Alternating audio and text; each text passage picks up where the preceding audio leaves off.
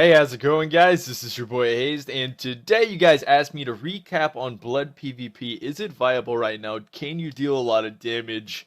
What are the ups and downs of it? You guys are wondering, so we're gonna talk about it in this video and whether or not it's really that well to play or that well off in PvP right now. So let's jump into this, guys.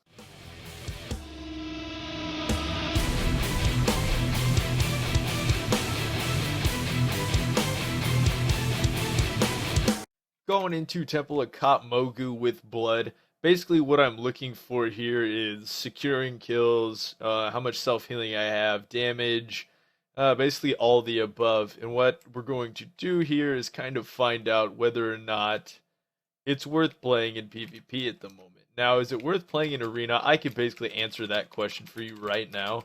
I would not step foot in Arena. That should have hit him for some reason. It didn't.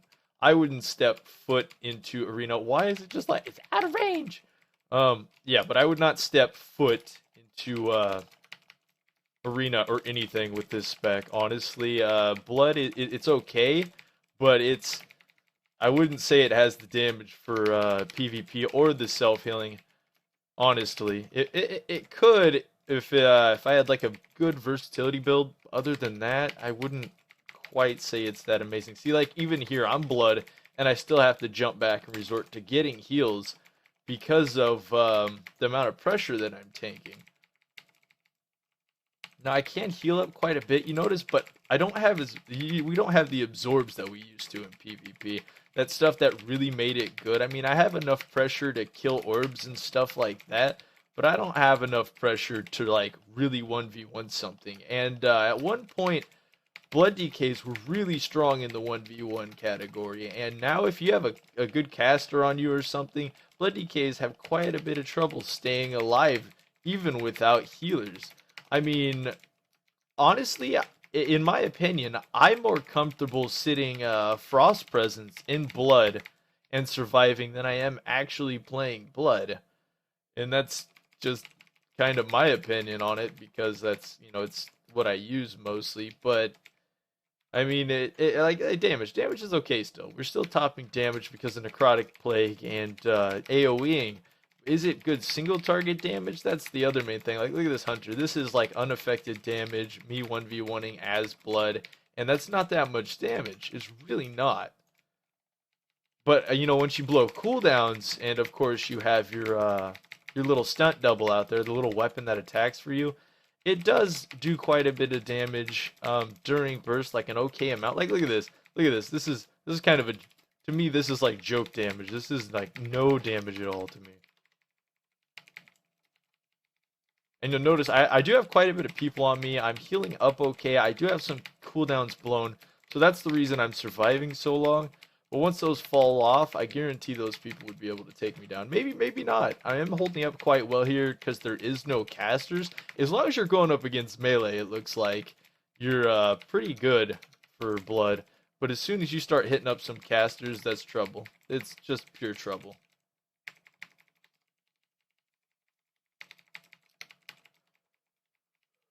Let's see if we can get this guy. We can get this Hunter. We can get this Hunter. Let's get him. Let's get him. It's like that Hunter's getting range on me, even though we have siphons. It's just not. The heals are just not big enough, it feels like.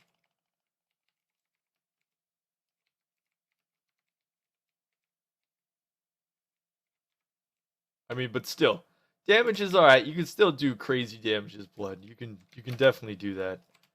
As for we're definitely not as tanky as we were, but damage is still alright for AoE fights and stuff. But single pressure is not that amazing. Now that 53k Death Strike, that was I did not expect that, guys. That was just completely that was kind of out there.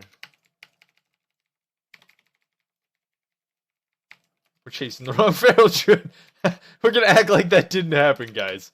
We were not chasing the feral druid. See that boomy right there? That's gonna be one of the guys that'll actually put out enough pressure to put us in a spot to where we'll be worried about it. I mean, maybe it was just cooldowns. Maybe it was just major cooldowns that were really affecting us back during that giant team fight.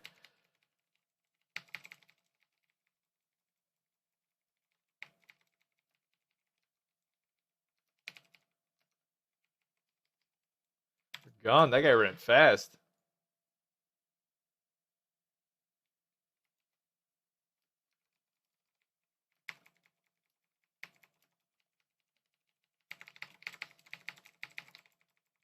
I was like, what is he spreading that to? The mage pit over there. Alright, guys. So let's address the elephant in the room now that we're sitting here hitting some stuff, having fun. Let's silence that guy. Everyone's like, Haze, what happened? Everyone's gonna be really mad. Everyone's really depressed. And this guy's like, Haze, you streaming? Nah, man. Just testing blood.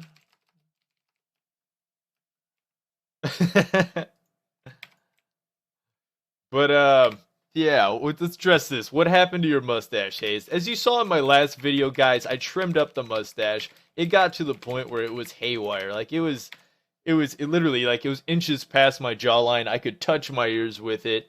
It got to the point where I couldn't eat food without it trying to get all over. After a while, it weighs on you guys when you get a big mustache. I did love it, guys. I did love it. You know, when I first did YouTube, I did feel like I needed it because for me, it was almost like when I grew out that mustache, it gave me a new personality. Not necessarily new, but it enhanced my already personality. I was able to like hide behind it and become something different for a while and figure out how to. I mean, not something different, but well, what word am I looking for? It's hard to explain this. Okay, it's like somebody that has social anxiety. It gave me a mask almost, I guess.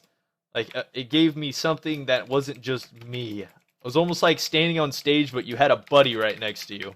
I guess it made me funnier. I don't know what it was. It did something, guys. And it pretty much, I trimmed it down, like I said, and then it was uneven, and I was like, well, what am I going to do about that? And I had my girlfriend help me trim it up a little bit, and it ended up being a lot shorter than I thought it was. Now, you can imagine, it was already pretty short. It ended up a little shorter. By that time, it looked like a mustache that was worn by Adolf Hitler. And at that point in time, I just couldn't commit to having it. So what I'm going to do here, guys, is I'm going to keep my face clean until the end of October. And what we're going to do there is we're all going to participate in No Shave November. If you can. It's understandable if you can't. But we're all going to participate in No Shave November. And we're going to see. We might actually hold this competition. Hopefully I can get a giveaway or something for it. But we're going to see who can grow the best mustache for November. That's going to be our goal. And then we'll have a giveaway or something at the end of it. I think that'll be pretty cool. So we're all going to grow it out. I'm going to grow my mustache back out. We're going to have you guys growing out. If you're already growing out, that's cool. But to participate, you need to freshly grow one out for... course, November, and we might just have, like, on the Facebook or something, have the entries put in their pre-stash, and then at the end of the month post their now stash, which would be pretty cool. And then the winner of, I'll probably have you guys vote on it, matter of fact, but the winner of it all probably wins a shirt or something. I'm thinking that'll be a pretty cool little mustache competition going on, guys. But yeah, sadly the mustache met its fate due to some sad trimming. But that's okay, we can regrow it. Because honestly, the ends of my mustache were pretty light looking compared to my mustache that was down by my lip. And that's because, of course, I started growing that thing a few years ago. And it really just, it started to darken, and it made it, even when recording, if I had too much light on it, it would make it look like it was almost see-through on the ends, and like it didn't exist, even though it was reaching like all the way down here, which was just absolutely ridiculous. Alright, we got two people here, they're gonna try and go on us. Dang! Didn't expect him to blow up that easily. I mean, okay, I come to this conclusion about this, guys. Blood's fun in BGs. Blood's still fun at BGs. Probably a little more fun in Murder Ball than most BGs would be, unless you're flag carrying or something. I mean, Blood's still got a bit of pressure. Obviously, you can do a bit of pressure with Blood still. That was like a 100k death strike, but it was on an orb, so we can't necessarily count it as a huge strike. Ooh, Mr. Faildruid. I mean, I guarantee we're gonna top this damage charts. We're gonna be all over these damage charts, like way up there. We had quite a bit of AoE pressure, a couple good team fights. We almost got nuked in the beginning, but all in all, not bad. They definitely don't want to fight me 1v1. I can tell the rest of these people on this team kind of realize that's just not a great idea. A healer. Another lock. That's a hunter. Oh boy. Oh, that's what we need to get on.